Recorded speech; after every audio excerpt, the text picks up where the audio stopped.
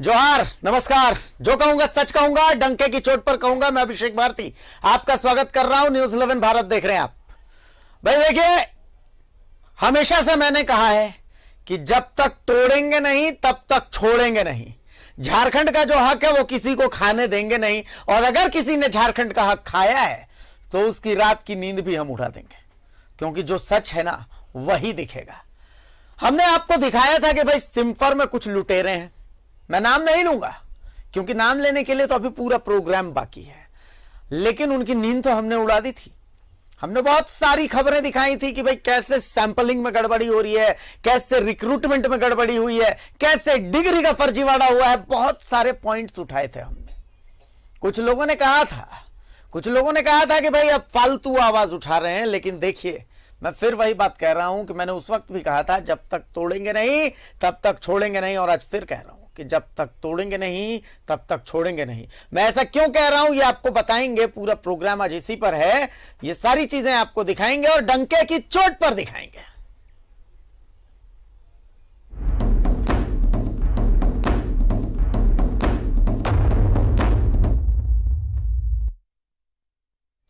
तो CIMFR डिगवाडी campus में सोमवार को सीबीआई की टीम पहुंची और घंटों छानबीन की। सीबीआई की टीम ने कई अहम दस्तावेज जब्त किए। पूरे मामले पर सीबीआई या सिम्फर की ओर से कुछ भी खुलासा नहीं किया जा रहा है, लेकिन जो सूत्रों से पता चला है वो आपको बताते हैं कि कोल सैंपलिंग सहित कुछ अहम प्रोजेक्ट से जुड़े फाइल सीबीआई ने जब्त कर लिया। रिक्रूटमेंट से संबंधित कुछ मामलों की पड़ताल की बात भी कही जा रही है। अब आपको बताते हैं कि कोयले की थर्ड पार्टी सैंपलिंग का काम सिम्फर को मिला है। पावर प्लांट सहित अन्य एजेंसी को दिए जाने वाले कोयले की जांच सिम्फर ही करता है, और इसी ग्रेडिंग के आधार पर तय होता है कि वो जो कोयला है वो कितने में खरीदा जाएगा। अब सैंपलिंग की जो रिपोर्ट है उस रिपोर्ट पर यहीं बैठ करके सवाल खड़े हुए थे। आपको याद होगा, याद नहीं है तो कोई बात नहीं, हम आपकी याददाश्त पर फिर से हाथ फेर देंगे। इंतजार कीजिए, पहले ये रिपोर्ट दिखाइए कि आज क्या क्या हुआ है, उसके बाद आगे की बातचीत होगी। रिपोर्ट दिखाइए।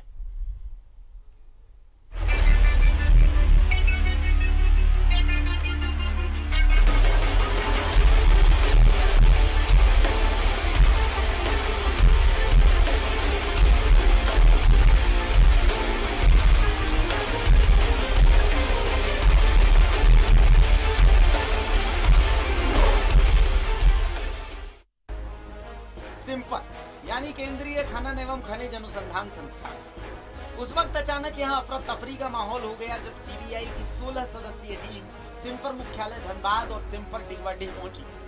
सवाल है कि सीबीआई यहां पहुंची क्यों? तो उसे समझने के लिए आपको थोड़ा फ्लैशबैक में ले चलते हैं। न्यूज 11 भारत ने लगातार खबर दिखाई थी और दिखाया था कि सिम्फर निदेशक पीके सिंह पर कुछ आरोप लग रहे हैं। सबसे पहले सरसरी निगाह से उन आरोपों को समझ लीजिए। सिम्फर निदेशक पर आरोप नंबर 1, पीके सिंह साहब 3 मार्च 1984 से 27 जनवरी 1990 तक बैंक में क्लर्क का काम करते थे। तो फिर बैंक में सरकारी नौकरी करते हुए उन्होंने जियो फिजिक्स में एमएससी कैसे की? आरोप नंबर 2, सिम्फर ज्वाइन करते समय उन्होंने इससे पहले की नौकरी का जिक्र क्यों नहीं किया? उन्होंने ज्वाइनिंग फॉर्म में उस जगह को ही खाली छोड़ दिया जिसमें इनसे जानकारी मांगी गई। उस जगह पर इन्होंने नील लिखकर छोड़ दिया और आज तक इनसे किसी ने जवाब भी नहीं मांगा। आरोप नंबर 3, पीके सिंह की ज्वाइनिंग बी कैटेगरी के वैज्ञानिक के पद पर हुई और फिर उन्होंने पहुंच और पैरवी के बल पर 8 दिसंबर 2015 को निदेशक पद संभाला। आरोप नंबर 4, इन्होंने मानदेय में भी भारी पैमाने पर गड़बड़ी की। अप्रैल 2016 से सितंबर 2020 तक इन्हें 15 करोड़ से ज्यादा मानदेय मिला। इस मानदेय का इस्तेमाल कैसे हुआ ये किसी को नहीं पता। आरोप नंबर 5, कोल सैंपलिंग में भी इनकी जानकारी में घपला हुआ है।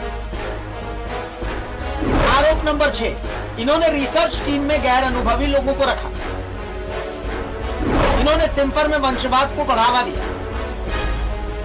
आरोप नंबर 7, पहले नियम था कि सरकार की तरफ से मानदेय पर आपत्ति पर पैसे सरकार वापस ले लेती थी। इन्होंने निदेशक बनने के बाद इस क्लॉज को ही हटा दिया। इन तमाम आरोपों के आलोक में सीबीआई की टीम यहां पहुंची। हम खबर नहीं दिखाते, खबर डंके की चोट पर दिखाते हैं और नतीजा आपके सामने है। ऐसा नहीं है कि इन तमाम मामलों को लेकर हमने सिम्फर निदेशक से संपर्क करने की कोशिश ही नहीं की। एक बार सुनिए, हम जब सिम्फर निदेशक पीके सिंह साहब से उनका पक्ष लेने के लिए उनके पास गए तो क्या बातचीत हुई। नहीं गाइडलाइन आएगी तो लागू करेंगे। अब इसको मीडिया में देना तो इसका क्या हुआ, अब वो ट्वीट करेंगे। सिम्फर में नहीं करवाना, तो 3-4 लोग हैं जो हमारे यहाँ सीखा करते हैं। अब तो नहीं आइडिया होगा, रमेश राय जी हमारे यहाँ पहले स्टेशनरी का सामान सप्लाई करते हैं। अब क्या करेंगे हम लोग, अब हमारे यहाँ सख्ती मामला है। अब खराब क्या वो RTI किए थे या फिर क्या किए थे? नहीं, ऐसे कुछ नहीं। लेकर कैसे हमारे यहाँ भी कोई साइंटिस्ट फेल हुआ हुआ काम नहीं करता है, उसको नोटिस देंगे लिख गया वो RTI में नहीं मिलेगा। तो इसमें क्या मतलब जो आपका जो रिफंड करने वाला लेटर का मामला, तो ये ऐसा है कि वहाँ पर हम लोगों का इंटरनल डॉक्यूमेंट होता है। ये जो है साइंटिस्ट को कितने तनख्वाह मिलेगी आप ही से बात हुआ था, किससे बात हुआ? हमसे बात हुआ। अब ये तो रिकॉर्ड कर रहे हैं।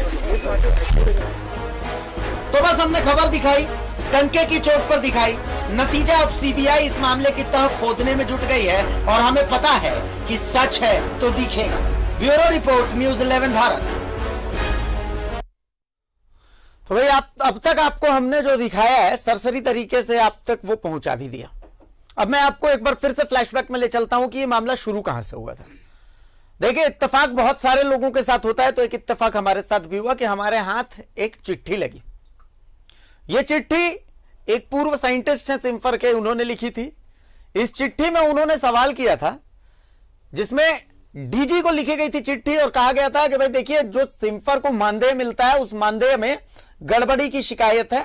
तो इस आधार पर डीजी ने कहा था, CSIR के जो डीजी हैं, कि उस मानदेय में गड़बड़ी की शिकायत है। इस आधार पर जो मानदेय है वो रोका जाता है, जो फर्दर मानदेय जाएगा, और जो मानदेय मिल चुका है उस मानदेय की वापसी की भी बात है।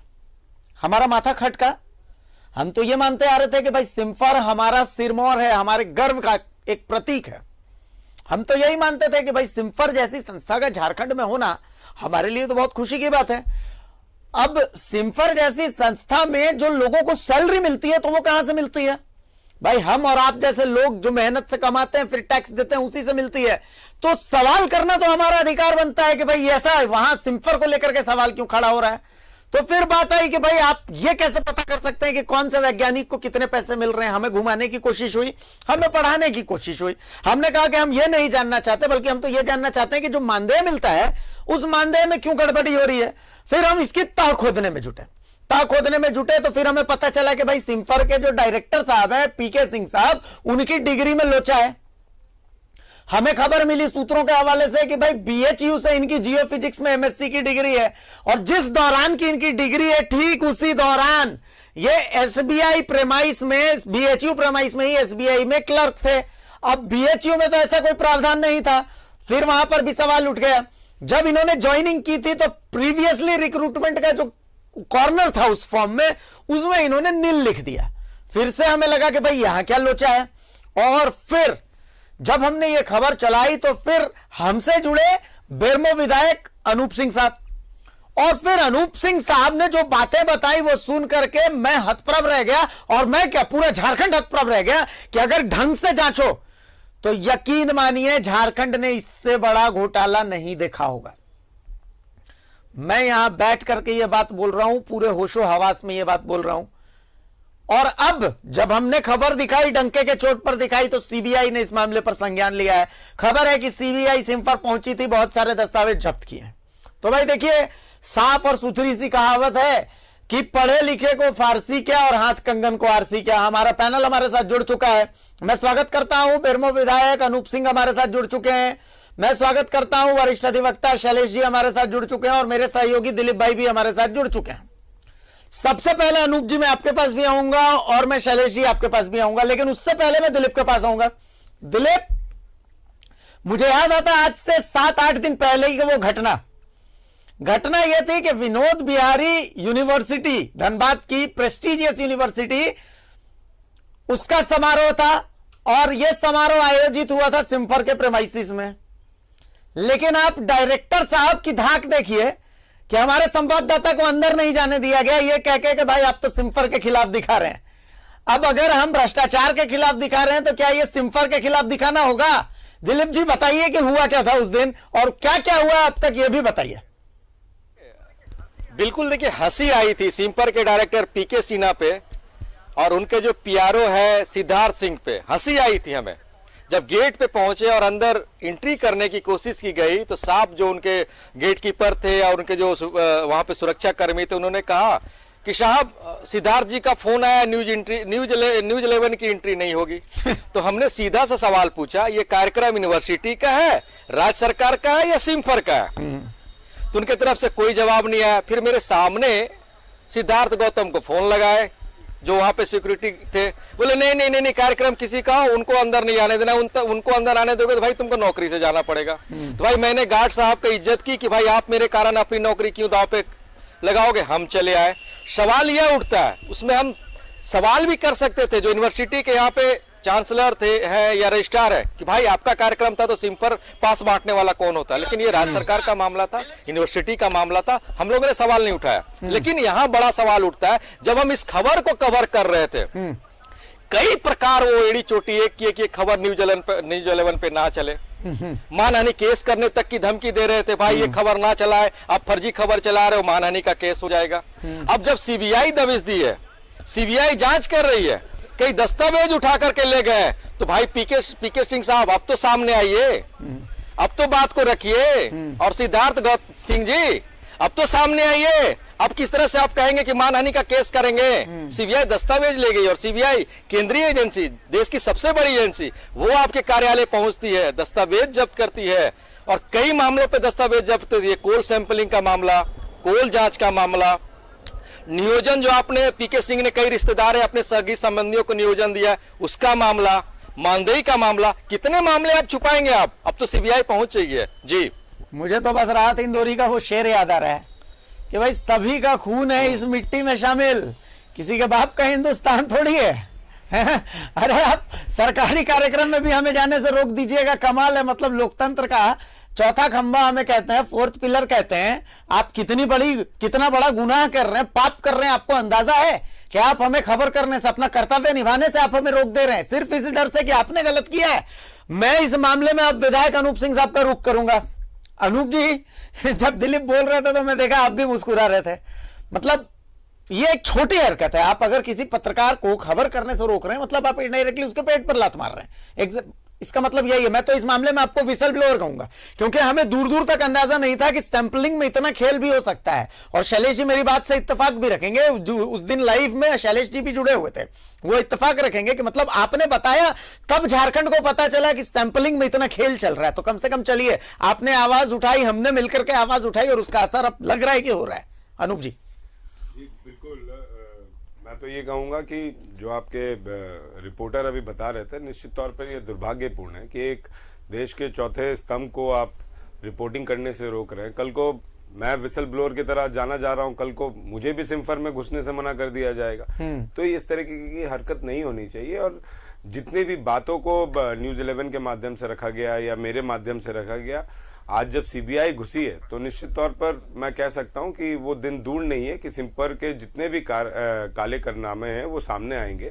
और गड़बड़ियां तो हुई है और जब जांच सीबीआई के द्वारा होगी तो निश्चित तौर पर वो गड़बड़ियां सामने आएंगी। आने वाले समय में आप देखेंगे कि किस तरीके से झारखंड को राजस्व का नुकसान हुआ है, किस तरीके से कोल इंडिया को भयंकर नुकसान हुआ है। और ये सब पैसा जो है ये बड़े बड़े उद्योगपतियों के जेब में गया है और देश कमजोर हुई है, झारखंड कमजोर हुई है। सैंपलिंग का जो खेल अनूप जी आपने बताया था जी, मैं आपके पास आऊंगा यही समझने के लिए, ताकि अगर कोई सरकारी प्रतिनिधि इस कार्यक्रम को देख रहा होगा तो उसे अंदाजा हो जाएगा कि खेल कितने बड़े पैमाने पर हुआ। मैं एक बार शैलेश जी के पास आ रहा हूं। शैलेश जी देखिए, आज फिर से मैं वही बात कह रहा हूं कि जब तक तोड़ेंगे नहीं तब तक छोड़ेंगे नहीं।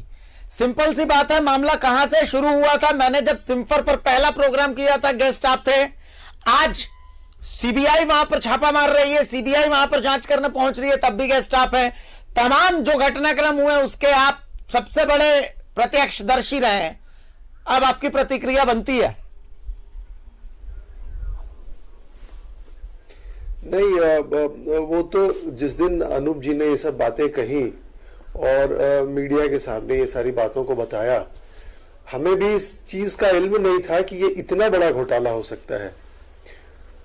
पहले तो मैं ये जो बात घटना घटी है कि सिम्फर में किसी भी पत्रकार को रोका गया, मीडिया वाले को रोका गया, तो सिम्फर कोई प्राइवेट ऑर्गेनाइजेशन नहीं है। ये तो बिल्कुल भी गलत है। ये it is in the area of an offence. See you can not stop, आप रोक नहीं सकते, आप बिल्कुल भी रोक नहीं सकते, क्योंकि ये आप प्राइवेट आप थोड़ी है, आप you can not decide this. ये had it been a private organization, आपका प्राइवेट संपत्ति होता तो आप रोक दीजिए, चलिए ठीक है, आप किसी को जाने से रोक दीजिए, आप उसको बोल दीजिए, ये चॉइस आपका है, राइट ऑफ एडमिशन है आपका। लेकिन ये थोड़ी कर सकते हैं कि आप प्रेस में पर्टिकुलर प्रेस वाले को आप आने दें, पर्टिकुलर प्रेस वाले को नहीं आने दें, या किसी को आप न्यूज को एसिमुलेट करके उसको प्रसारण करने से आप रोक दें। तो ये सब ऐसा चलता नहीं है, ये गलत है, बिल्कुल भी गलत है, इसकी भर्त्सना करता हूं मैं, और ये होना चाहिए। अब ये देखिए कि जो फर्स्ट डे से आप कह रहे थे और जो हम लोग अप्रिशिएट कर रहे थे इस बात को, कि देखिए किसी के नहीं बात करने से, पक्ष रखने से क्या असर होता है। देखिए आखिरकार एक प्रीमियर इन्वेस्टिगेटिंग एजेंसी को आना ही पड़ा, और एक प्रीमियर इन्वेस्टिगेटिंग एजेंसी को आके इंक्वायरी करना ही पड़ा, क्योंकि आफ्टर ऑल जो बात एक छोटे से एम्प्लॉयमेंट या फिर मानदेय या फिर इन चीजों से शुरू हुआ, जो बढ़ते बढ़ते अनूप जी के आने से फिर ये राजस्व में चला गया, फिर कोल सैंपलिंग में चला गया, फिर जो सबसे इंपॉर्टेंट बात है जो कि स्टेट से और हम लोग सबसे जुड़ा है, वो ये है कि जो राजस्व का लॉस है वो किस एक्सटेंट तक है, वो किस एक्सटेंट तक है, वो हम सबको जानने का हक है जी। भाई आपके कुछ हरकतों से, कुछ करप्ट हरकतों से कुछ लोगों को फायदा पहुंचाने के ध्यान में रखते हुए जो गड़बड़ियां हुई है, उससे राजस्व को क्या लॉस हुआ और कितने लोग को इलीगली बेनिफिट हुआ, ये सारी बातें अब सामने आएंगी। अब जो आप कह रहे हैं कि अगर प्रीमियर इन्वेस्टिगेटिंग एजेंसी वहां तक पहुंच गई है और उसने इंक्वायरी शुरू कर दिया है, तो इट इज बेटर। और अगर नहीं हुआ है तो भी अच्छा है, तो भी अच्छा है, ये सामने आना चाहिए।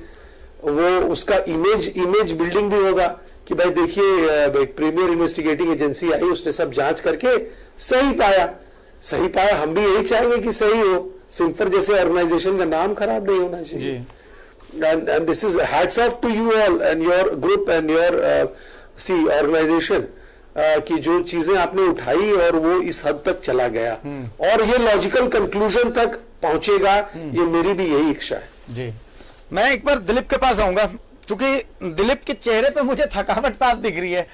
दिलीप वो शख्स हैं जो सुबह 7:30 बजे से लेकर के और अब रात के 9:15 बजने वाले कंटिन्यू आप तक खबरों पहुंचाने के लिए लगातार लाइव देना। तो दिलीप एक आखिरी सवाल मैं आपसे ले रहा हूं। दिलीप, अब तक जो सूत्रों के हवाले से खबर आ रही है कि सीबीआई पहुंची सिम्फर में, सीबीआई की जो जांच है वो कोल सैंपलिंग से लेकर के जो गलत तरीके से, अवैध तरीके से कहा जा रहा है कि भाई पीके सिंह साहब ने अपने रिश्तेदारों को मनमर्जी तरीके से लोगों को रिक्रूट कर लिया सिम्फर में। यहां तक कि भाई पहले जो मानदेय का क्लॉज था कि जो केंद्र सरकार की तरफ से मानदेय आता था रिसर्च के लिए, तो केंद्र सरकार उसे लेकर के सवाल भी किया जा सकता था। अब उन सवालों का भी क्लॉज, जो मेरी जानकारी है, उस क्लॉज को ही चेंज करवा दिया गया। अच्छा, उस सबसे बड़ी बात है कि लगातार चिट्ठियां लिखी जा रही हैं कि भाई डीजी चिट्ठी लिख रहे हैं कि मानदेय में गड़बड़ी है, फर्दर मानदेय हम रोकते हैं, आगे का मानदेय हम रोक दे रहे हैं, और साथ ही जो पिछला मानदेय आपको मिला उस मानदेय को भी आप वापस कीजिए। ये चिट्ठी, इस चिट्ठी के मायने समझिए कि ये कितनी गंभीर चिट्ठी है, कि कितने बड़े पैमाने पर वहां पर भ्रष्टाचार चल रहा है।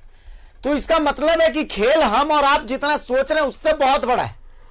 तो सीबीआई की जांच अब तक छन करके क्या आ रहा है कि किन किन आधार पर वहां पर चल रही है, और क्या आने वाले दिनों में इसमें और भी बहुत कुछ देखने को मिलने वाला है। दिलीप, देखिए, आने वाले समय में बहुत कुछ देखने को मिलने वाला है और सबसे बड़ी बात और सबसे अच्छी बात मैं आपको यह बताता हूं कि जब इस खबर को लेकर के न्यूज 11 ने प्राथमिकता दिखाया था और किस तरह से सिंफर के लुटेरे यहाँ के जो निदेशक हैं या फिर जो कर्मचारी हैं मानदेय को लेकर के लूट रहे थे सरकारी खजाने को, उस मामले को लेकर जब खबर दिखा रहे थे और खबर दिखाने के बाद जब फर्जी नियोजन का मामला सामने आया, फिर जो पीके सिंह है उनके जो नियोजन के समय जो दस्तावेज जमा किए गए उनमें उन्होंने नहीं लिखा, वो मामला सामने आया। कई मामले सामने आए। लोग जो धनबाद के लोग हैं जिनका कनेक्शन दिल्ली से, जो व्यवसायी है, वो चर्चा कर रहे थे, न्यूज 11 की तारीफ कर रहे थे और ये कह रहे थे कि आने वाले समय में सीबीआई जरूर दस्तक देगी सिंफर में। और जब सिंफर में सीबीआई ने दस्तक दी तो लगा कि नहीं, जो आप भी कहते हैं बार बार कि डंके की चोट पे खबर दिखाना है, ये सच है। हमने खबर दिखाई और खबर की गंभीरता को भी समझा और आज सीबीआई बार बार सिंफर में दस्तक दे रही है और कई दस्तावेज जुटाए सीबीआई ने। कोल सैंपलिंग का मामला, कोल जांच का मामला, जो नियोजन फर्जी तरीके से हुए उसका मामला और कई अन्य बहुत सारे दस्तावेज सीबीआई जब्त करके ले गए, क्योंकि सीबीआई केंद्रीय एजेंसी होती है, वो मीडिया के सामने बयान नहीं देते हैं, क्या क्या वो काम किए वो बयान देने के लिए अधिकृत नहीं होते। तो हम ये कह सकते हैं कि कई दस्तावेज ले गए और आने वाले समय में सही तरीके से जांच होगी तो जाहिर सी बात है कई खुलासे होंगे इनके कार्यकाल में क्या क्या गड़बड़ियां हुई है सिंफर में। कई ऐसी बातों का तो जिक्र हम लोगों ने भी किया, हम लोगों ने भी खुलासा किया। बहुत पहले जब सीबीआई के पास मामला पहुंचा था और सीबीआई ने जब चार्जशीट बनाए थे उसका भी हम लोगों ने जिक्र किया, उसमें साफ तौर पे लिखा हुआ था इनका जो नियोजन हुआ है, जो बीएचयू में ये जब पढ़ाई कर रहे थे उस दौरान ये एसबीआई में नौकरी कर रहे थे, दोनों एक साथ कैसे संभव हो गया। या तो ये गलत बोल रही है फिर इनके सर्टिफिकेट फर्जी बोल रहे हैं। उस मामले में भी सीबीआई जरूर कुछ ना कुछ दस्तावेज सिंफर के तरफ से, सिंफर के कार्यालय से उठा करके ले गई होंगी और क्योंकि जांच प्रभावित ना हो इसलिए खुलासा नहीं हो रहा था। ऐसे में कह सकते हैं लोग भी यहां के खुश हैं जो चाह रहे थे कि इस घोटाले का पर्दाफाश हो, अपने चैनल के माध्यम से पर्दाफाश हो और जो विक्टिम, जो शिकायत करता थे, चाहे वो रमेश राय हो या फिर जो पूर्व एक जो लोग आए थे जिनको हम विशल ब्लोवर का नाम दिया था, हाँ, वो भी चाह रहे थे कि जल्द से जल्द खुलासा और बहुत बड़ा खुलासा। और जो बैरमो विधायक है उन्होंने भी हमारे कार्यक्रम में आकर के पूरे कोल सैंपलिंग के मापदंड को समझाया था, किस तरह से सिंफर ने पूरे मामले को उलट करके कोल सैंपलिंग में धांधली की है, गड़बड़ियां की है, कंपनी को नुकसान पहुंचाया और जो निजी कंपनियां जिनको कोयला ट्रांसपोर्ट होता था उनको फायदा पहुंचाया। तो तमाम बातों को गंभीरता से सीबीआई ने ली है। सबसे बड़ी बात यह है कि डिग्री में घालमेल की बात जब सामने आई ना तो मुझे लगा कि चलिए ठीक है, इतने बड़े पोस्ट पर हैं तो ये वो कर सकते हैं। समझ में आता है कि भाई ऊंची पहुंच वाले आदमी छोटी मोटी चीजें करते रहते हैं। वो कहते हैं ना कि बड़े बड़े शहरों में छोटी छोटी बातें होती रहती है, दिलवाले दुल्हनिया शाहरुख खान ने कहा था। तो मुझे ये समझ में आता था कि चलिए ठीक है, बड़े आदमी थे, छोटी गलती हो गई। लेकिन जब अनूप सिंह साहब ने कोल सैंपलिंग की बात बताई तब मुझे तो ऐसा लगा और मुझे लगता है कि मेरी बात से शैलेश जी भी सहमत होंगे और पूरा झारखंड सहमत होगा कि ये तो सीधा सीधा हम झारखंडियों के पेट पर लात मारने वाली बात हो गई। अच्छा, सबसे गजब की बात दिलीप, आप देखेंगे कि जब हम ये प्रोग्राम चलाते थे तो सोशल मीडिया में ट्रेंड चलता था, एक पूरा बिल्कुल कई एक ग्रुप को इन्होंने तैयार किया था। हो सकता है ग्रुप को भी पैसे दिए हो, भाई तुम ये लिखो, चैनल के खिलाफ लिखो, खबरों के खिलाफ लिखो, खबरों को लेकर के दुष्प्रचार करो, और एक पूरा ग्रुप इन्होंने तैयार कर लिया था। और उस क्या लिखते थे वो भाई, पीके सिन्हा बहुत पाक साफ है, चैनल गलत दिखा रहा है, चैनल फर्जीवाड़ा कर रहा है, चैनल पैसे वसूलने की बात कर रहा है। भाई अब तो आओ सामने, अब तो लिखो, सीबीआई जांच कर रही है, अब तो लिखो कि सीबीआई गलत है, सीबीआई रिश्वत लेने के लिए जांच कर रही है, ये भाई लिखो। भाई मैंने तो चैलेंज किया था कि आइए आप हमारे स्टूडियो में, अनूप जी बैठे हुए ठीक उनके बगल में गर्म चाय के साथ आपका भी उसी मतलब गर्म जोशी से स्वागत करेंगे जैसी गर्म जोशी से अनूप जी का हमने स्वागत किया है। भाई हमने तो ओपन चैलेंज किया था। खैर चलिए दिलीप, आपका बहुत शुक्रिया। मैं आपको बहुत ज्यादा परेशान इसलिए नहीं करूंगा क्योंकि अभी बहुत सारी खबरें ऐसी हैं जिसमें आपको खड़े रह करके और लोगों तक बातें पहुंचानी है। तो दिलीप को मैं फिलहाल शुक्रिया कहूंगा। अनूप जी से मेरी बात अभी बहुत ज्यादा हो नहीं पाई, अनूप जी से बहुत कुछ अभी सुनना है। कोल सैंपलिंग से जुड़ी बहुत सारी बातें अभी अनूप जी से समझनी है, जिन बातों को उन्होंने पहले बोला था, और शैलेश जी से भी इसके तकनीकी पक्ष को समझना है कि अब इसके कानूनी प्रावधान कहां कहां क्या क्या है। तो इन तमाम बातों को हम करेंगे, लेकिन फिलहाल यहां पर हम एक छोटे से ब्रेक के लिए रुकेंगे, चूंकि अभी बहुत सारी बातें हैं जो हमें विधायक अनूप सिंह से करनी है, बहुत सारी बातें हैं जो हमें अधिवक्ता शैलेश जी से भी करनी है, तो इन तमाम बातों को करेंगे, डंके की चोट पर जारी रहेगा। लेकिन तो ब्रेक के बाद एक बार फिर स्वागत है आपका। जो कहूंगा सच कहूंगा और डंके की चोट पर कहूंगा। भाई मैंने कहा था ना कि जब तक तोड़ेंगे नहीं तब तक छोड़ेंगे नहीं, और देखिए तोड़ने की शुरुआत हो गई है। अब चूंकि ब्रेक से पहले बहुत ज्यादा बातचीत हो नहीं पाई, लेकिन अब बातचीत होगी। विधायक अनूप सिंह हमारे साथ जुड़े हुए हैं और हमारे साथ वरिष्ठ अधिवक्ता शैलेश जी भी जुड़े हुए हैं। अनूप जी, इस मामले को जब हमने उठाया था तब हमें हल्का सा भी अंदाजा नहीं था कि ये किस कदर झारखंड से जुड़ा हुआ मामला ऐसा है कि इसमें सीधे सीधे हमारे पेट पर लात मारी जा रही है, हम झारखंडियों के पेट पर लात मारी जा रही है। और मैं आपको बहुत शुक्रिया कह रहा हूं यहां बैठ करके, और मुझे ये कहने में कोई गुरेज नहीं है कि जिस बात को कहने से हर कोई परहेज कर रहा था, उस पूरे क्षेत्र के माननीयों को इस मामले को उठाना चाहिए था, लेकिन किसी ने भी इस मुद्दे को शायद तवज्जो नहीं दी, या यूं कहें कि शायद उस हद तक झारखंड उनके दिल में नहीं था, शायद आपके दिल में ज्यादा है। मुझे ये कहने में भी कोई गुरेज नहीं है कि भाई आपने उस मुद्दे को आवाज दी, बहुत शुक्रिया इस बात के लिए। लेकिन अनूप जी, अभी तो ये पहला ये जांच है, इस जांच को मुकद्दस होना, यूं कहते हैं कि भाई इस जांच को एकदम अपने मतलब यूं कहते हैं कि एक द एंड पर पहुंचना बहुत जरूरी है। इसलिए जरूरी है कि पहली चीज तो यह है कि मेरा तो एतराज इस बात से है कि भाई झारखंड का हमारा कोयला, तो इसकी सैंपलिंग का जिम्मा जो है ठीक है सिम्फर करे, लेकिन इसका कुछ अधिकार तो हमारे पास भी होना चाहिए कि हमारे कोयले की सैंपलिंग में कौन सा ग्रेड दिया जा रहा है, इसका कुछ पता तो हमें भी चले, हमें जानकारी इसकी होनी चाहिए। आपने ये मुद्दा पहले भी उठाया था, तो पहला एतराज तो यहां पर है। दूसरी बात यह है कि अगर सैंपलिंग कर भी रहे हैं तो इस हद तक आप खेला बेड़ा कर करके और उसके बाद फिर हम झारखंडियों को राजस्व का नुकसान पहुंचा रहे हैं, वो भी ऐसे राज्य को जिसने कोरोना में किस तरीके से इस युद्ध को लड़ा है। आप तो एक जनप्रतिनिधि, आप बड़ी भली भांति समझ सकते हैं। निश्चित तौर पर मैं पूरी रिपोर्ट देख रहा था, जिस हिसाब से हम लोग ने शुरू से इस बात को आपके चैनल के थ्रू मैं बोलते आया, उस दिन शैलेश जी भी थे, और निश्चित तौर पर आज सीबीआई ने दस्तक दे दी है। दस्तक देने का मतलब ही है कि कहीं ना कहीं कुछ ना कुछ गड़बड़ी थी, ठीक है। और हमारा ये बेसिक कॉन्सेप्ट बन चुका है कि अगर राज्य सरकार ने रिकमेंड किया तो सीबीआई सही है, अगर केंद्र सरकार ने भेजा तो सीबीआई गलत है। लेकिन मैं समझता हूं कि सीबीआई एक ऐसी जांच एजेंसी है जो हिंदुस्तान का एक तरीके से प्राइड है, और सीबीआई पे हिंदुस्तान में सबको भरोसा है। इसीलिए कोई भी बड़ी घटना होती है तो हम लोग सीबीआई की मांग करते हैं। कोई भी दिल छूने वाली घटना होती है जिससे बहुत लोग को नुकसान होता है, आहूत होते, तो उससे सीबीआई की हम मांग करते हैं। आप देखें कि डीएमएफटी का जो पैसा है वो कोयले के राजस्व से आता है, कोयले के व्यापार से आता है। उसी तरह सेंट्रल गवर्नमेंट को भी इसका एक हिस्सा जाता है।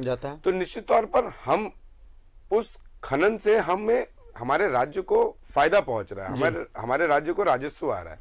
तो कहीं ना कहीं आज तक मैं समझ नहीं पाया कि ये प्रावधान क्यों नहीं बना माइंस डिपार्टमेंट से या पोल्यूशन डिपार्टमेंट से, जो सीटीओ निर्गत करता है, कि जब कोयले का हमें एक राजस्व आ रहा है तो हम उस राजस्व को तय करने वाली एजेंसी के साथ हम भागीदारी में बैठे और हम तय करें कि वो जो एजेंसी सेंट्रल ऑर्गेनाइजेशन के द्वारा या फिर सीसीएल के या एक कोल इंडिया के कंपनी के द्वारा निर्धारित की गई है, वो एजेंसी सही मायने में राज्य को फायदा पहुंचा रही है कि नहीं, कहीं वो राज्य का नुकसान तो नहीं कर रही है, कहीं वो राज्य के पैसों को घपला करके किसी उद्योगपति को फायदा तो नहीं पहुंचाना चाह रही है। तो आज 20 साल हो गया, लेकिन हम लोग ने एक जांच एजेंसी नहीं तैयार करा पाए। मैं आपके माध्यम से निवेदन करना चाहूंगा सरकार से, पिछले बार भी मैंने निवेदन किया था कि झारखंड की धरती से कोयला निकल रहा है, ठीक है, डीएमएफटी के माध्यम से वो जो राजस्व है वो डीएमएफटी में जाता है, तो हम वो डीएमएफटी के माध्यम से हम विकास का काम करते हैं। तो हम अपनी एजेंसी को एक्टिवेट क्यों नहीं कर सकते कि जो सिम्फर जिस कोयले के ग्रेड को तय कर रहा है उसको राज्य सरकार की एजेंसी भी मोहर लगाए कि हाँ ये सिम्फर द्वारा सही किया गया है, क्योंकि पूर्व में ये घटना घटी है। अच्छा। और पूर्व में घटना घटी है, मेरे पिता उस टाइम जीवित थे, उनसे बहुत कुछ सीखने को मिला है, और कोयले के बारे में और कोयला उद्योग के बारे में और जो लेबर्स लॉज है ये सब सीखने को बहुत चीज मिला है। उनकी जीवन गई है कोयला की राजनीति में। तो मैं यही समझ पाया कि उस समय कहीं ना कहीं बहुत बड़ा घपला हुआ, और जिसको मैं दावे के साथ बोलता हूं कि आज जब सीबीआई ने इन मुद्दों को उठाया है और सिम्फर में गए हैं तो निश्चित तौर पर आप देखिएगा कि कोल सैंपलिंग का एक बहुत बड़ा घोटाला झारखंड सरकार के सामने आ रहा है। आगे ये घोटाला ना हो, आगे हमें विसल ब्लोअर का काम ना करना पड़े, न्यूज 11 को फिर से इन चीजों को दिखाना ना पड़े, राज्य सरकार से हम मांग करते हैं कि जो कोल इंडिया के द्वारा कोयला का उठान होता है उसमें अपनी जांच एजेंसी ग्रेडिंग के लिए तय करे। तो मतलब आने वाले विधानसभा सत्र में ऐसे मुद्दे को आप सदन में भी मुझे लगता है कि उठाएंगे ही। देखिए, निश्चित तौर पर मुझे पिछले ही बार इस मुद्दे को उठाना था और मैंने पूरा डेटा तैयार किया हुआ था, लेकिन क्योंकि सत्र की कार्रवाई लंबी चलने के कारण मुझे मौका नहीं मिल पाया जिस दिन मुझे बोलना था खनन पे। लेकिन इस बार अगर मुझे मौका मिलता है तो निश्चित तौर पर मैं इसको उठाने का कोशिश करूंगा और 0 आवर में भी मैं अपनी बातों को रखूंगा ताकि जो राज्य सरकार है इस पे संज्ञान लेते हुए तुरंत एजेंसी, क्योंकि आने वाले समय में झारखंड को विकास अगर करना है तो राजस्व को कैसे बढ़ाया जाए उस पे फोकस करना होगा। और हमारे सीएम साहब का ये सबसे बड़ा एजेंडा भी है कि राज्य को अपने ऊपर डिपेंडेंट करना है। हम केंद्र एजेंसी के द्वारा जरूर कोयले के उठान में संचालन केंद्रीय एजेंसी करती है, लेकिन कोयला तो झारखंड सरकार की धरती से निकल रहा है, उसको देखना तो हमारे राज्य सरकार का काम है। पूर्व की सरकार ने नहीं देखा, ये दुर्भाग्यपूर्ण था कि इतना बड़ा घोटाला हुआ। लेकिन मैं आपको निश्चित ये कहना चाहूंगा और सुनिश्चित करना चाहूंगा कि हमारे मुख्यमंत्री जी इस पे जरूर संज्ञान लेंगे और आने वाले समय में जो हमारी जेएसएमडीसी है या फिर हमारा जो खनन विभाग है या फिर जो सीटीओ निर्धारित करने वाला हमारा पोल्यूशन विभाग है, जिसके चलते डिस्पैचेस होते हैं, वो कोई एजेंसी को हम लोग ग्रेडिंग के लिए सामने आना पड़ेगा। अच्छा, सबसे बड़ी बात है कि ये लोगों को समझना पड़ेगा, लोगों को यह समझना पड़ेगा कि ये मामला कांग्रेस, बीजेपी, जेएमएम से ऊपर की बात है। ये मतलब किसी पार्टी विशेष का मामला नहीं है, ये मामला झारखंड का है। ये मामला हर उस झारखंडी से जुड़ा हुआ है जो इस झारखंड की मिट्टी पर जी रहा है। भाई, कोयला बीजेपी का नहीं है, कोयला कांग्रेस का नहीं है, कोयला जो निकल रहा है वो जेएमएम का नहीं है, ये कोयला झारखंड का है। ये जो घोटाला हो रहा है तो इस घोटाले से नुकसान बीजेपी का नहीं है, इस घोटाले से नुकसान कांग्रेस का नहीं, इस घोटाले से नुकसान जेएमएम का नहीं है, इस घोटाले से नुकसान आजसू का नहीं है ना, इस घोटाले से नुकसान उस आम झारखंडी का है जो कि मतलब बैठा हुआ है। भाई, सड़क पे जो रिक्शा चला रहा है उसको 5 किलो राशन मिलता है, लेकिन उस राशन का पैसा जो झारखंड सरकार के पास आएगा वो कहां से आएगा? भाई, हमारी सबसे बड़ी पूंजी है, वो पूंजी तो ये कोयला ही है। और उसी कोयले को आप जब एनटीपीसी को दे रहे हैं तो वो कोयले का दाम जो है वो ज्यादा हो जाता है, और उसी को जब आप टाटा कंसल्टेंसी को, टाटा को दे रहे हैं, टाटा पावर को दे रहे हैं, तो उस कोयले का दाम कम हो जा रहा है। तो ये जो खेल है, इस खेल का तो सामने आना बेहद जरूरी है। सैंपलिंग का मतलब मैं जहां तक समझ रहा हूं अनूप जी, तो शायद यही है ना? जी बिल्कुल, सैंपलिंग का मतलब यही होता है कि जो कोयले का ग्रेड है उसके बेसिक प्राइस पे हमें रॉयल्टी देनी पड़ती है, चाहे वो राज्य सरकार को, चाहे वो केंद्र सरकार को। और अगर उस ग्रेड को हम लोग घटा देते हैं तो बेसिक प्राइस भी घट जाता है, जिसके आधार पर जो हमारा रॉयल्टी रिकवरी है वो रॉयल्टी रेट हमारा घट जाता है। निश्चित तौर पर मैं ये बोलना चाहूंगा कि अगर सीबीआई तह तक गई तो साफ हो जाएगा, क्योंकि हम लोग सब जानते हैं कि कोयले को बनने में हजारों साल लगते हैं और कैसे कोयला बनता है। एक ही माइनिंग का कोयला, एक ही पहाड़ के माइनिंग का कोयला एक ही माइनिंग एजेंसी कर रही है, और जब उस माइनिंग एजेंसी का टेंडर निकलता है तो वो पहाड़ 2 अलग अलग नहीं निकलते, वो जो सिम है वो 2 अलग अलग नहीं निकलते। अच्छा। वो एक ही सिम का टेंडर एक ही रहता है। अगर आपको दूसरे सिम को माइनिंग कराना है तो आपको दूसरा टेंडर निकालना पड़ेगा। ये कोल इंडिया के गाइडलाइन में जी। और ऐसे ही कोल इंडिया फंक्शन करते हैं। ठीक है। अब आप एक ही पहाड़ का कोयला, एक ही सिम का कोयला एक कंपनी माइनिंग कर रही है, 4 महीना उस कोयले का ग्रेड हो जाता है G4, जब सरकारी कंपनी कोयले का उठान कर रही होती है या कंज्यूम कर रही होती है, और फिर जब प्राइवेट कंपनी आती है तो 6 महीने के लिए वो कोयले का ग्रेड और नीचे चले जाता है। लेकिन जीसीबी एक ही रहता है, जिससे कंपनी वालों को फायदा पहुंचाया जाता है। अच्छा। लेकिन जब वापस उस प्राइवेट कंपनी का डीओ अलॉटमेंट खत्म हो जाता है तो फिर वो वापस उस कोयले को डीवीसी को दे दिया जाता है, सरकारी कंपनियों को दे दिया जाता है, और फिर उस कोयले का जो ग्रेड है वो ऊपर चले जाता है। तो ये तो साफ तौर से अगर सीबीआई ने जांच किया तो ये दिख जाएगा, और सीबीआई कोई नॉर्मल एजेंसी है नहीं, वो तो किसी भी चीज में जाती है तो वो तह तक जाती है। बिल्कुल। और बिल्कुल मैं दावे के साथ कह सकता हूं कि जब इसकी तह तक जांच होगी तो बहुत अधिकारी, बहुत एजेंसीज, बहुत प्राइवेट कंपनीज इसके लपेटे में आने वाले हैं और राज्य सरकार को जो नुकसान हुआ है वो पूरा झारखंड देखेगा। मतलब कितने करोड़ का ये घोटाला हो सकता है, हम और आप यहाँ बैठ के अंदाजा भी नहीं लगा सकते। आज तक मैं बस इतना ही बोलूंगा कि इससे बड़ा कोयला घोटाला झारखंड में नहीं हुआ होगा। शैलेश जी, ये बातें ऐसी हैं जो अनूप जी बोल रहे हैं, ये बातें एक अगर कोई आम झारखंडी सुनेगा तो यही सोचेगा ना कि भाई मतलब ये जो बोल रहे हैं या तो मतलब इसको रिजल्ट आना बेहद जरूरी है, रिजल्ट आना बेहद जरूरी है। लेकिन मेरा सवाल आपसे यह नहीं है, मेरा सवाल यह है कि इतने साल से अगर ये खेल चल रहा है तो इतना तो तय है कि भाई जो लोग इस खेल में शामिल हैं उनके ऊपर बहुत बड़े बड़े लोगों का वरदहस्त होगा। छोटे मोटे लोग इतने बड़े खेल नहीं खेलते। वो कहते हैं ना कि powerful people come from powerful places. तो मतलब यहां पर यही है कि ये पावरफुल गेम अगर खेला जा रहा है तो इस खेल को खेलने वाले भी तो पावरफुल लोग ही होंगे। शैलेश जी, देखिए मैं इस पे कोई कमेंट नहीं कर पाऊंगा क्योंकि बड़ा ऐसा चीज है कि इस पे बोलना बड़ा ये गलत होगा मेरे लिए एज ए लॉयर। हाँ, लेकिन मैं इसका लीगल पहलू जरूर आपको बताऊंगा। देखिए जो अनूप जी ने कहा इसमें कहीं ना कहीं तो बहुत घोर सच्चाई है और इनका जो है हेल्पलेसनेस भी शो करता है। हेल्पलेसनेस इस तरह से शो करता है, मतलब मैं आपसे जवाब एक्सपेक्ट कर रहा हूं शैलेश जी, कोयले का मैं आपसे जवाब एक्सपेक्ट कर रहा हूं, अ लॉयर, अ जिम्मेदार lawyer plus a resident of Dhanbad, मैं दोनों चीजों को मिलाकर के और तब फिर आपसे जवाब की एक्सपेक्टेशन। देखिए ये नहीं देखिए द मोमेंट यू से रेसिडेंट ऑफ धनबाद तो बड़ा डिफिकल्ट हो जाएगा मुझे कुछ भी बोलने से, क्योंकि मैं ये तो जानता हूं, मैं वहां धनबाद में रहा हूं, कोयले में क्या होता है क्या नहीं होता है वह भली भांति लोग जानते हैं। See everybody knows it, everybody knows it, this gradation का खेल और सिम्फर का जो है ये सब, everybody knows it, so I will not comment upon that. लेकिन जो सबसे हेल्पलेसनेस जो अनूप जी ने शो किया उसका लीगल पहलू पे चर्चा करना भी थोड़ा यहाँ पे आवश्यक है। वो ये है कि देखिए सिम्फर को राइट है डिसाइड करने का और ग्रेडेशन में स्टेट को कोई राइट नहीं है, ठीक है। अब फैक्ट तो ये है कि स्टेट को भी ग्रेडेशन का कम बढ़ाने से राजस्व पे डायरेक्ट वो असर पड़ रहा है। बिल्कुल।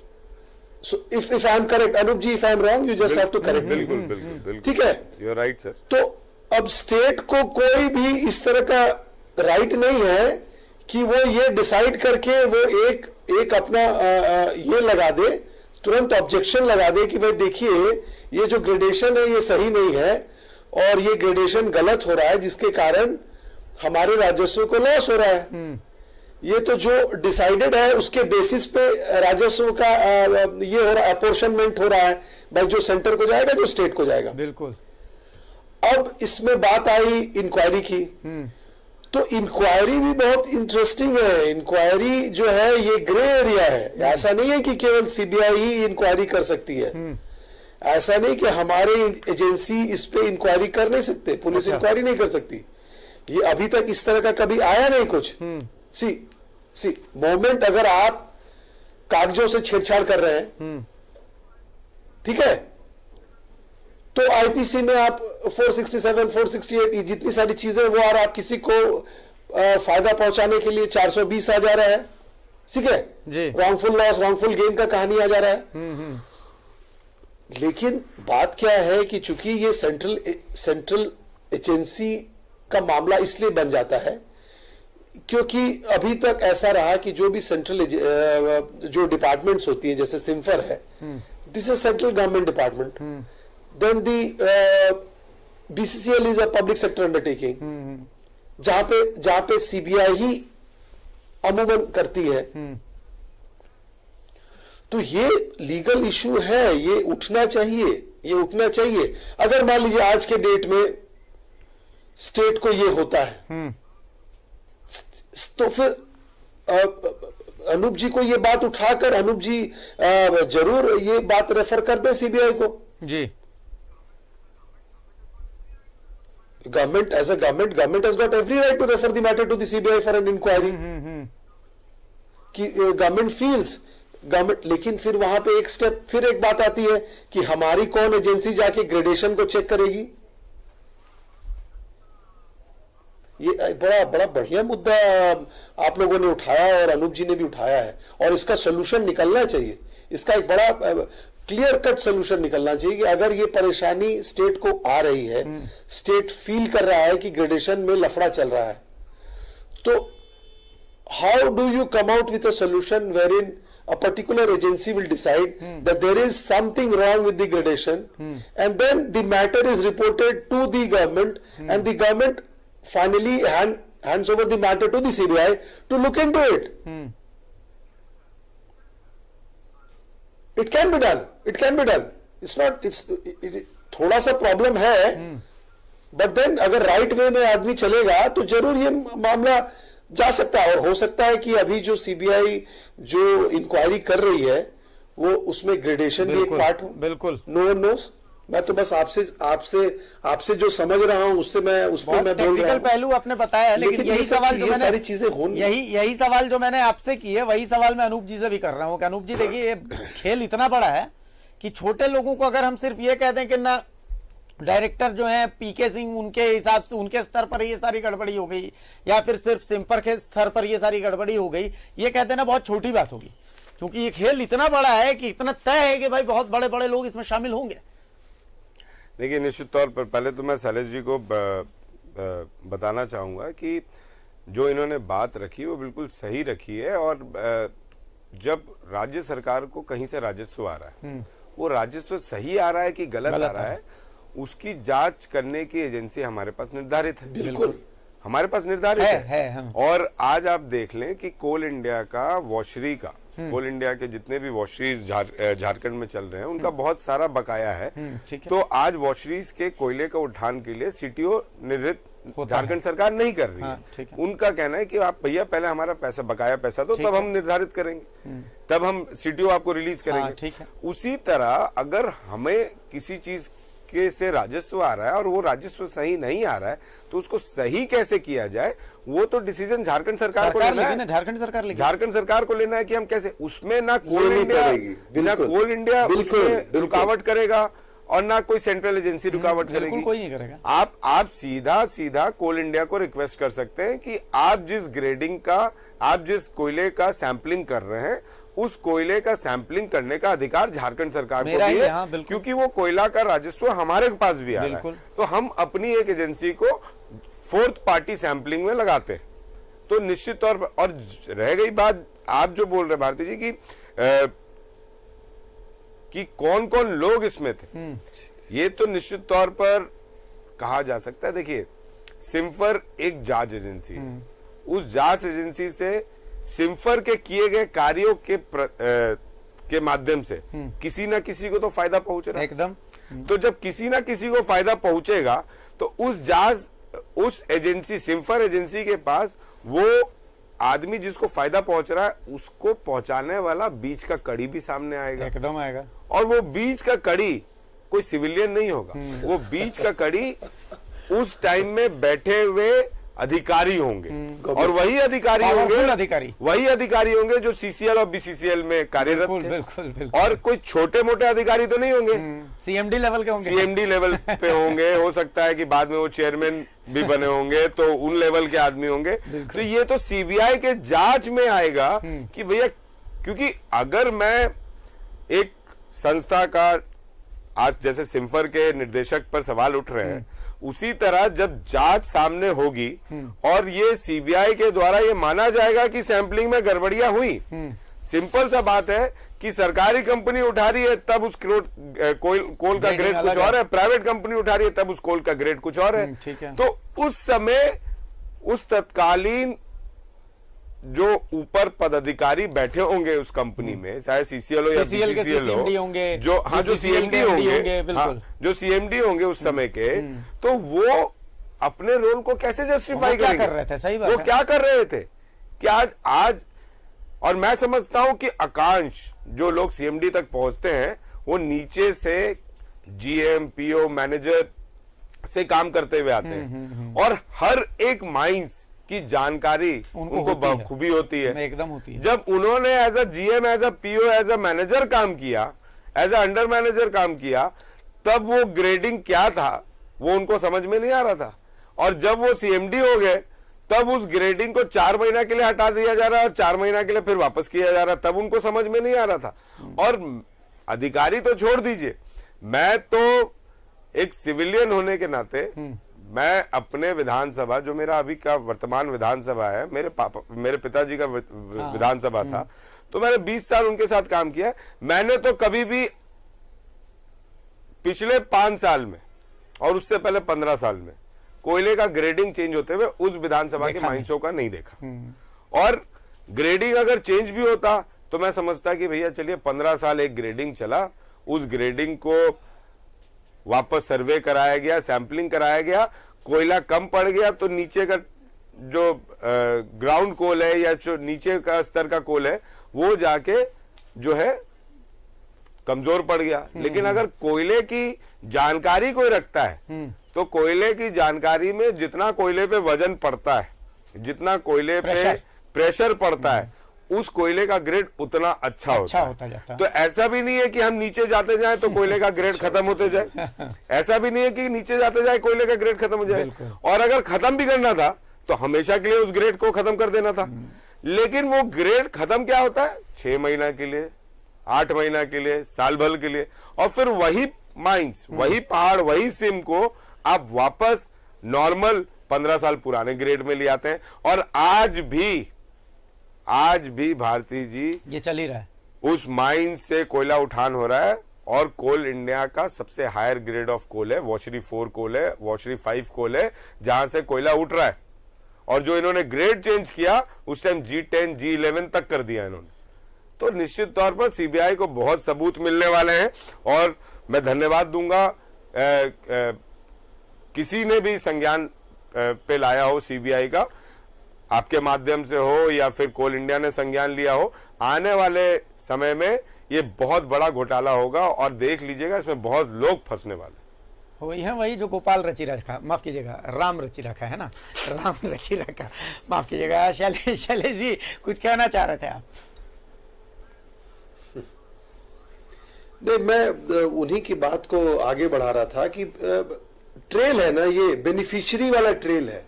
देखिए कहां पे क्रिमिनलिटी आ जाएगा, जहां पे आप जानबूझकर मैं ये कहूंगा कि जानबूझकर अगर आप ग्रेडिंग के साथ छेड़छाड़ कर गए, जानते हुए कि मैं ये काम कर रहा हूं, इसके करने से पर्टिकुलर पर्सन को या ऑर्गेनाइजेशन को, कंपनी को बेनिफिट होगा,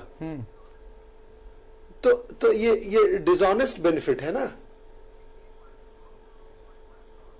एक पार्टी को रॉन्गफुल लॉस हुआ, एक पार्टी को रॉन्गफुल गेन हुआ, तो क्रिमिनलिटी आ गया। तो ये लेकिन यहां पे ये जो बात आ गई ना कि अब सीबीआई के जांच में ये मामला आ गया है या इंक्वायरी में आ गया है या whatever it is, we never know why the CBI और द सीबीआई हैज डन और नॉट डन, और इट इज जस्ट अ। मैं एक टेक्निकल पहलू, मैं शैलेश जी मैं एक टेक्निकल पहलू ये समझना चाहता हूं कि देखिए अब इतनी सब चीजें सामने आ गई हैं, तो क्या राज्य सरकार के पास ये अधिकार है कि भाई एक एफआईआर राज्य सरकार दर्ज करके और इस मामले की जो जांच है वो अपने स्तर से इसको लेकर के बिल्कुल करना चाहिए, because this is a criminal activity, जो हो रहा है ये क्रिमिनल एक्टिविटी है। Yes it is, yes it is, yes it is. See I told you, देखिए whatever mister Anoop Singh is saying, वो तो क्लियर कट अलेंज कर रहे हैं ना, वो तो जो कह रहे हैं वो prima facie clear cut case of criminality है ना, वो तो क्रिमिनल ऑफेंस के डोमेन में आ ही गया। कुछ और भी कहना चाह रहे हैं, कुछ और भी कहना चाह रहे हैं, गड़बड़ छेड़छाड़ कर रहे हैं। मैं शैलेश जी, मैं एक ही चीज इस चैनल के माध्यम से बोलना चाहता हूं कि अगर सीबीआई ने जांच में कदम आगे बढ़ाया है और सीबीआई को कुछ दस्तावेज सैंपलिंग के अगेंस्ट में मिले हैं, कुछ गड़बड़ियां मिली है और आगे इंक्वायरी होगी, तो मैं तो बस इतना बोलूंगा कि जब न्यूज 11 ने पहली बार शैलेश जी को और अनूप सिंह को अपने मंच पर इनवाइट किया था, उसके अगले दिन से पुराने सीसीएल और बीसीसीएल अधिकारियों का फोन आप कॉल रिकॉर्ड्स खंगाल लीजिए।